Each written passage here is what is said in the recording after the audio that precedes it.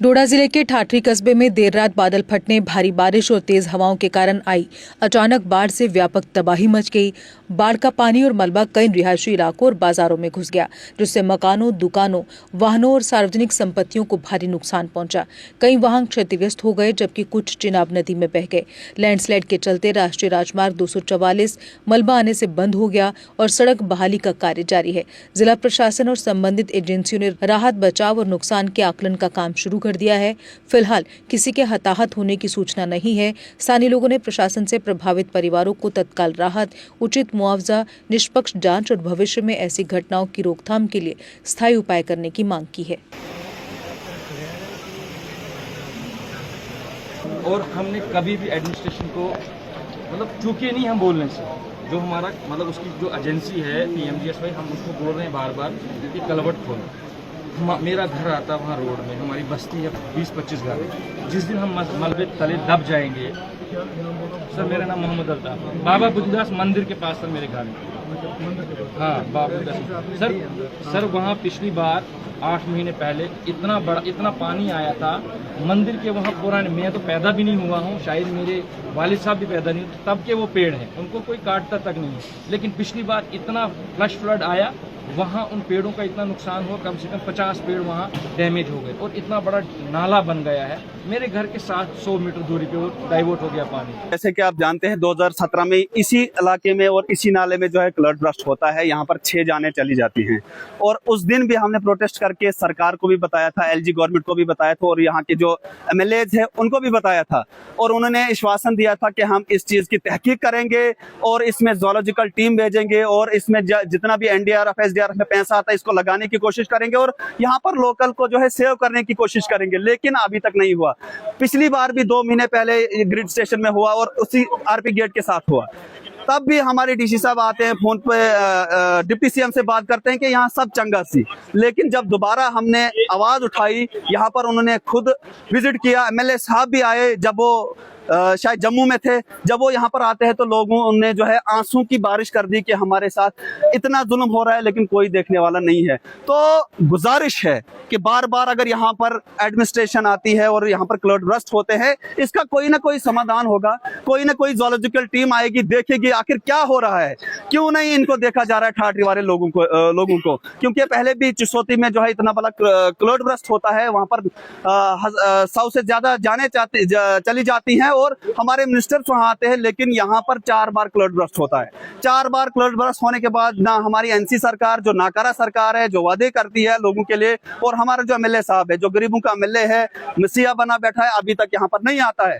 और हमारी जो NC सरकार है वो तो बिल्कुल ही नाकारी हो चुकी है, क्योंकि उन्होंने जो है इस ठाठरी को समझा ही नहीं है। जम्मू कश्मीर यहाँ हिंदुस्तान का एक हिस्सा है, ये भी हिंदुस्तान का हिस्सा है, यहाँ पर भी लोग रहते हैं। मुझे बताओ, अभी मैं 26 RR के उधर से होकर आया, वहां पर इतनी तबाही हो गई है, हमारे जितने भी आर्मी जवान हैं 26 RR के, वो रात को मुश्किल से बचे हैं।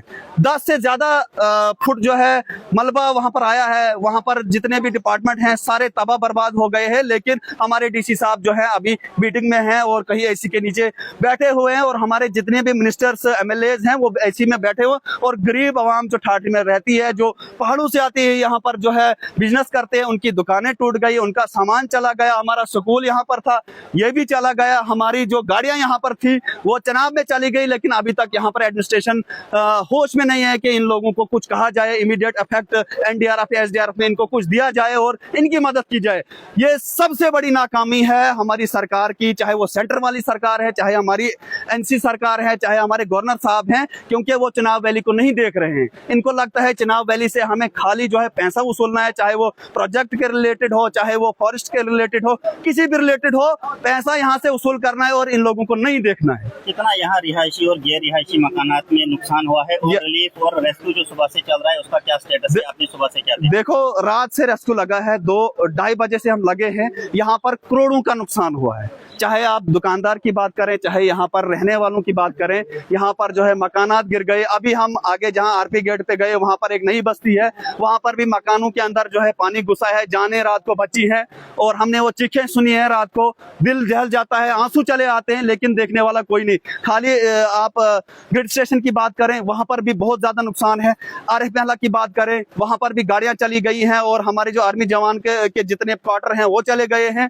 और अभी यहाँ की बात है 2017 में यहाँ पर होता है और आज भी है क्लड बर्स्ट होता है। जितने भी मकान बनाए हुए लोगों ने, गरीब लोगों ने, वो सारे चले गए और हमारी जो गाड़ियां थी यहाँ पर वो भी चली गई हैं। अभी तक हमारे डीसी साहब ने कोई ऐलान नहीं किया कि इन लोगों को रिलीफ मिलेगा या नहीं मिलेगा। ऐसे हालात में चुने हुए नुमाइंदों का अहम रोल होता है। बिल्कुल, मैं यहाँ पर जो है एमएलए साहब को डायरेक्ट टारगेट करूंगा। 2 बार यहाँ पर क्लड बर्स्ट उनकी कयादत में हुआ। एक बार उन्होंने 1-1, 2-2 कम्बल लोगों को दिए और सीडीएफ या किसी अदर स्कीम में उन्होंने कुछ नहीं लोगों को दिया। आज यहाँ पर क्लड बर्स्ट हुआ, वो बैठे हुए हैं, ट्वीट कर रहे हैं कि हम जो है एडमिनिस्ट्रेशन से गुजारिश करें वो लोगों को देखे। एडमिनिस्ट्रेशन क्या लोगों को देखेगी, वो खुद अपना आप बचा रही है। क्योंकि यहाँ पर जो है जितने भी हमारे पीएमजीएसवाई दफ्तर है ये भी चले गए हैं और वो खुद बेचारे बैठे हैं कि हम बच पाए। तो मुझे बताओ इन लोगों को कौन देखेगा? तो एडमिनिस्ट्रेशन और सरकार से क्या करेंगे आप? देखो, एडमिनिस्ट्रेशन और सरकार से हमने बहुत सवालात किए और उनसे मांगे की अभी तक पूरी नहीं हुई। आज हम यहाँ पर बैठे हैं प्रोटेस्ट की शक्ल में। जब तक हमारी यहाँ मांगे पूरी नहीं होगी, चाहे हमें आप थाने में डालो, चाहे लाठी बरसाओ या गोलियां बरसाओ, हम यहाँ पर उठने वाले में से नहीं है। क्योंकि बहुत हमने सह लिया, 2017 से 2026 तक हमने बहुत कुछ सह लिया। अभी तक यहाँ के लोगों की मांगे पूरी नहीं की गई। उनसे वादा किया जाता है कि हम लोग जो है आपको जमीनें देंगे। लोगों को पहले यहाँ क्लाउड बर्स्ट में नुकसान हुआ था, उनको कुछ दिया गया? कुछ नहीं, बिल्कुल जीरो।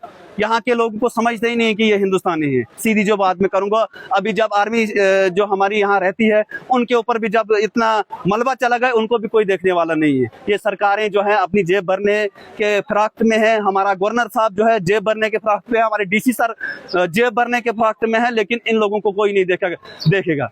ये सारी कमजोरी जो है सिस्टम की है। सिस्टम जो है खुलेआम जो है रिश्वतखोरी पे उतरा हुआ है। हमारे जितने भी ब्यूरोक्रेट्स हैं, डिप्टी कमिश्नर से लेकर चपरासी तक, सब जो है उनके हाथ जो हैं रंगे हुए हैं रिश्वत से। अभी जो ये सानिया रात के 1:30 बजे हुआ, इससे कबल यहाँ के इमाम साहब जामा मस्जिद ठाठरी, हमने as a municipality chairman Thathri और मुख्तलिफ लोगों ने डिप्टी कमिश्नर के पास रेजोल्यूशन भेजा कि फलाना कॉन्ट्रैक्टर जो कि एग्रीकल्चर ऑफिसर है, जो एग्रीकल्चर गौर से सुनना, जो एग्रीकल्चर ऑफिसर है आपकी जुडिशन में आता है, डिस्ट्रिक्ट एग्रीकल्चर ऑफिसर उसके साथ मुलव्वस है, एक्सीन मुलव्वस है।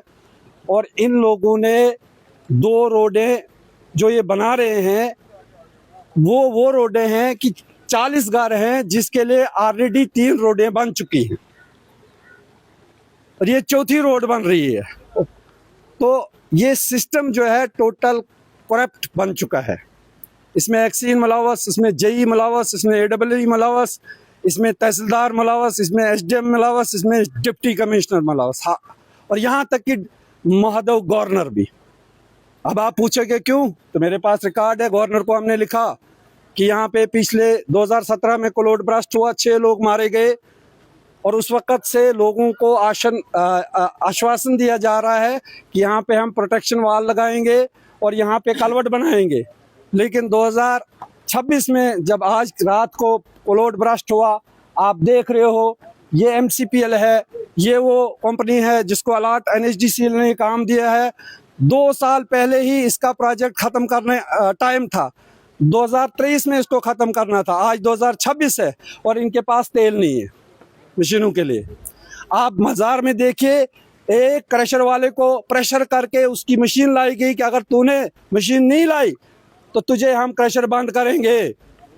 उस बेचारे ने मशीन लाई और वो खड़ी कर दी, उसके पास भी तेल नहीं है और इतनी प्रॉपर्टी लॉस हुई। और हम लोग कह रहे हैं, सबूत है हमारे पास, एक एग्रीकल्चर ऑफिसर डिस्ट्रिक्ट डोडा, उसका सबऑर्डिनेट ठेकेदारी कर रहा है, उसके पास पिस्टल है, लोगों को धमकी दे रहा है और गरीबों को डरा रहा है और इस वाटर बॉडी में मलबा डाल रहा है, दोनों ठेकेदार। और इतनी एप्लीकेशन देखकर जब तक सिस्टम उसके साथ है हम कुछ नहीं कर सकते हैं, हम मजबूर हैं। अब आपके माध्यम से अगर आप गोदी मीडिया नहीं होंगे तो जरूर ये पूरा हिंदुस्तान देखेगा। अगर ये गोदी मीडिया नहीं होगा तो जरूर प्रधानमंत्री भी देखेगा, हमारा प्रेसिडेंट भी देखेगा, हमारा गवर्नर भी देखेगा। मैं चाहता हूं कि इन सब डिस्ट्रिक्ट एडमिनिस्ट्रेशन के खिलाफ जो है कानूनी कार्रवाई होनी चाहिए। और मैं पूछता हूं नरेंद्र मोदी से और इस उमर सरकार से कि कहां गए आपके अच्छे दिन और कहां गए का सबका साथ सबका विकास। आपने इसलिए यहाँ पे कदम नहीं रखा बीजेपी वालों ने क्योंकि ठाठरी जो है 98% मुसलमान बसते हैं। कितने परसेंट? 98%। 2% हिंदू रहते हैं यहाँ पे, इसलिए आप यहाँ नहीं आ रहे हो, इसलिए यहाँ पे मशीन नहीं लगी, इसलिए यहाँ पे कोई मिनिस्टर नहीं आया। और ये बात आप बोल दोगे, अगर मीडिया में चलाओगे तो एहसास होगा उन लोगों को जिन लोगों ने हिंदू और मुस्लिम के नाम पे पूरे मुल्क में कोहराम मचाया है। और जिसका नतीजा आज है कि ये जो एडमिनिस्ट्रेशन है ये करप्ट हो चुकी है। इनको सिर्फ और सिर्फ पैसा चाहिए और हमारे पास पैसा नहीं है, हम नहीं दे सकते, हम गरीब आवाम है। अगर आपका सपना भी गवर्नमेंट जॉब पाने का है लेकिन बड़ी बड़ी फीस बन रही है परेशानी, तो मायूस होने की जरूरत नहीं है। मेहनत और सही गाइडेंस से ही हर सपना पूरा किया जा सकता है।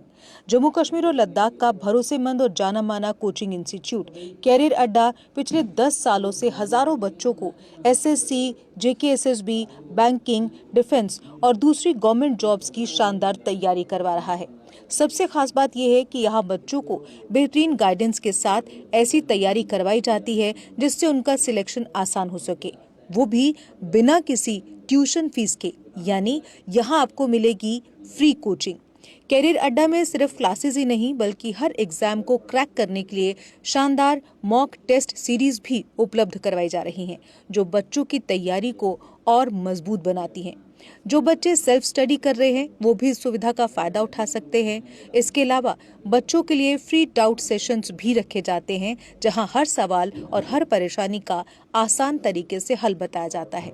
कैरियर अड्डा की मेहनत और बेहतरीन टीचिंग का नतीजा है कि आज 3500 से ज्यादा बच्चे किसी न किसी सरकारी नौकरी में अपनी खिदमत अंजाम दे रहे हैं। अगर आपका भी सपना 2026-27 में गवर्नमेंट जॉब हासिल करने का है तो देर किस बात की। आज ही जुड़िए कैरियर अड्डा इंस्टीट्यूट के साथ और अपने सुनहरे मुस्तकबिल की शुरुआत कीजिए। हमारा पता है कैरियर अड्डा इंस्टीट्यूट, नियर गुरुद्वारा, रिहाड़ी चुंगी, जम्मू। जम्मू कश्मीर की खबरों के लिए जुड़े रहिए जीके अपडेट के साथ।